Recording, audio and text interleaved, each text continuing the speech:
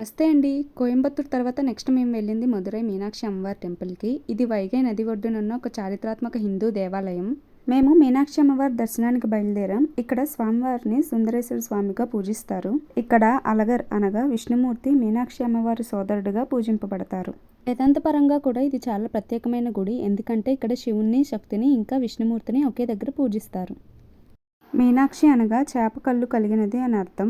ఇక్కడ అమ్మవారి చేతిలో చిలుక ఉంటుంది. ఆలయంలో ఎక్కడ చూసినా మీనాక్షి సుందరేశ్వర స్వామిల కళ్యాణ దృశ్యం విష్ణుమూర్తి జరిపిస్తున్నట్టుగా కనిపిస్తుంది. ఈ టెంపుల్ పాండ్యన్ ఆర్కిటెక్చర్లోకి వస్తుంది. ఇక్కడ 1000 స్తంభాల మండపం ఉంటుంది. ఈ టెంపుల్లో మొత్తం 14 గోపురాలు ఉంటాయి. ఆలయంలో ఉన్న కొలంలో బంగారు కమలం ఉంటుంది. టెంపుల్లోకి మనం మొబైల్స్ పట్టుకు వెళ్ళకూడదు. బ్యాగ్స్, మొబైల్స్ బయట డిపాజిట్ చేసి లోపలికి వెళ్ళాలి. కొలం దగ్గర మాత్రం మనం కావాలంటే ఫొటోస్ తీసుకోవచ్చు. ఫోటోగ్రాఫర్ ఉంటారు. మనీ పే చేసి ఫొటోస్ తీసుకోవాలి. మనకి వెంటనే ఫొటోస్ ఇచ్చేస్తారు. ఆలయంలో మధ్యాహ్నం అన్నప్రసాదం పెట్టారు. ఫుడ్ అయితే చాలా బాగుంది. ఆలయానికి 4 ప్రధాన గోపురాలు ఉంటాయి. East, west, north, south. మేమైతే వెస్ట్ గోపురంలోంచి లోపలికి వెళ్ళాం. టెంపుల్ లోపలికి వెళ్ళి బయటకు వచ్చేసరికి టోటల్ 3 అవర్స్ పట్టింది. అమ్మవారి దర్శనం ఫాస్ట్గానే అయిపోయింది. కానీ స్వామివారి దర్శనం లేట్ అయింది కొంచెం.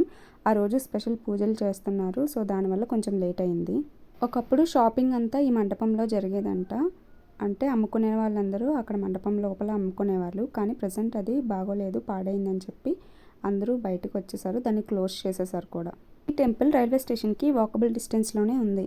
ఈ వీడియో నచ్చితే లైక్ చేయండి. అలాగే మన ఛానల్ని సబ్స్క్రైబ్ చేయండి.